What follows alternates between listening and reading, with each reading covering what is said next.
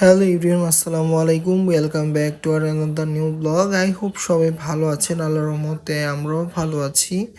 So আজকে সকাল সকাল রোদ উঠলো অনেক দিন পর, তাই ফ্রিয়া এখানে রোদ নিচ্ছে, আমিও ব্যালকনিতে আসছি সকাল সকাল। আর ফ্রিয়ার সাথে একটু টাইম স্পেন্ড করতেছিলাম। আর এই যে কি সুন্দর পাখি, এগুলো ঘুঘু পাখি, অস্ট্রেলিয়ান ডাব বলে। অনেক সুন্দর ডাকাডাকি করে, বাট পাখিগুলো আমার এইখানে থাকবে না, কিছুদিনের জন্য আসছি, ইনশাল্লাহ আবার চলে যাবে আর কি। সো পাখিগুলাকেও একটু ক্যাপচার করলাম সকাল সকাল। আর অনেক সুন্দর ডাকে কিন্তু ঘুঘু পাখি। তো আজকে মেনলি যাব হচ্ছে যে আমার ওয়াইফের দাদা বাড়ি, মানে আমার ওয়াইফের বাবার বাড়ি বলতে গেলে। সো এটা গ্রাম বলতে রূপগঞ্জ ঢাকার মধ্যেই।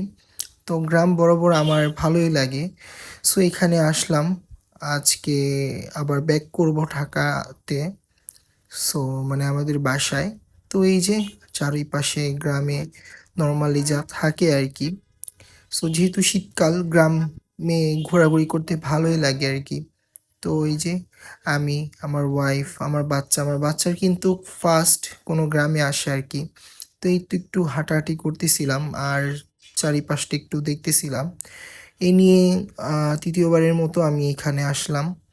তো এখানে অনেক হাঁস মুরগি ছিল, ভালোই লাগে আর কি এসব দেখতে। আমার মনে হয় যে একটা টাইম এই শহরের কোলাহল থেকে দূরে যেয়ে এরকম গ্রামে একটি বাড়ি করে এখানে থাকি, কৃষকের মতো হাঁস মুরগি পালি, টাইম স্পেন্ড করি। ইনশাল্লাহ আল্লাহ যদি কখনো তৌফিক দেয়, ইচ্ছা আছে ঢাকা শহর ছেড়ে এইদিকে চলে আসার। তো এই যে এখানে দুইটা হাঁস বসেছিল, এটাকে চীনা হাঁস বা মাস্কবি হাঁস বলে। তা হোয়াইট কালারের মধ্যে ছিল দুইটা, এক জোড়া।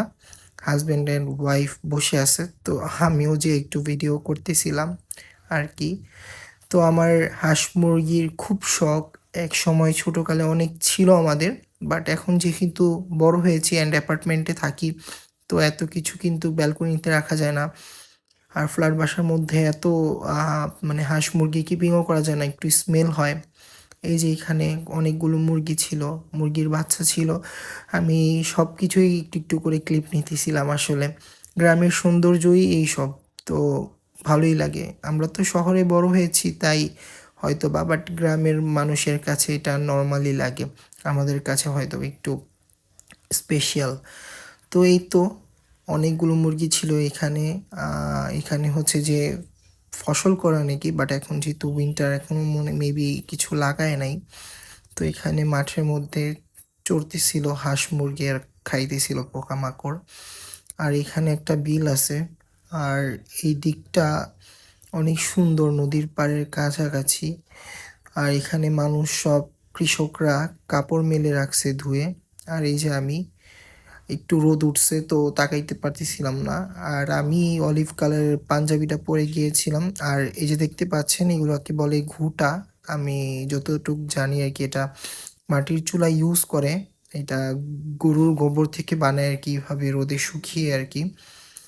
তো এই যে কত সুন্দর পরিবেশ আসলে, কোনো গাড়ির হর্ন বা জঞ্জাটের কোনো সাউন্ড নাই। অনেক পিসফুল একটা দিন, আর ভালোই লাগছে। আর যেহেতু উইন্টার, বেশি দেরি করব না, কারণ বাবুর সাথে রাত হইলে একটু ঠান্ডা পড়বে, যাওয়ার টাইম যদি ঠান্ডা লেগে যায়, তাই তাড়াতাড়ি আলো থাকতেই ব্যাক করব। সো এখানে ছিল কলমি ফুল, তো ভাবলাম একটু নেই, বউকে দিলাম। আর বউ আর ওইটা হচ্ছে যে আমার শালি লাগে। সো ওরা কথা বলতেছিল, আর এখানে ছোট্ট একটা পুকুর ছিল। আর আস্তে আস্তে সূর্য নেমে যাচ্ছে, যেহেতু শীতের দিন। আর এই যে পানিও শুকায় গেছে, যেহেতু উইন্টার সিজন, আবার বর্ষাকালে এটা পুরাটা ভরে যাবে। অনেক মাছ টাছ ছিল এখানে, অনেক টাইপের বার্ডসও আমি দেখছি, লাইক মাছরাঙা পাখি, আরও অনেক কিছু। আর আমি এভাবে ক্লিক নিতেছিলাম, আসলে মনটা একটু খারাপ, তাই এখানে আসা মনটা অনেক ভালো লাগতেছে। আর এখানে এই যে ছাগলের বাচ্চা দুইটা, টুইন্স বেবি। আমার ছাগলের বাচ্চা খুবই ভালো লাগে আসলে, দেখতে অনেক ভালো লাগে। আর আদর করতেও ভালো লাগে। ছোটোবেলায় এক সময় আমারও ছাগল ছিল, আমাদের বাসায় অনেক হাঁস মুরগিও ছিল।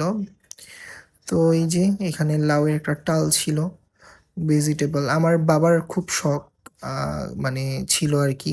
এই এইসব লাইক ফার্মিং, তারপরে হচ্ছে যে বাগান টাগান করা। বাট বাবা তো নাই এখন।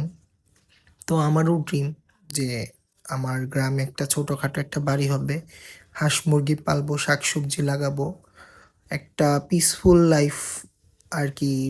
মনে করেন যে লাইক সে সময়টা কাটাইতে চাই, আল্লাহ যদি কখনো রাখে, হয়তো বা তাকদিরে ইনশাল্লাহ হবে। তো এই যে আমার বাচ্চা, আমার বাবু একটু শুকায় গেছে, যেহেতু টানা একটার পর একটা অসুস্থ ছিল। সো যাই হোক, ব্লগটি আজকে এখানে এন্ড করছি, দেখা হচ্ছে নেক্সট ব্লগে। টাটা।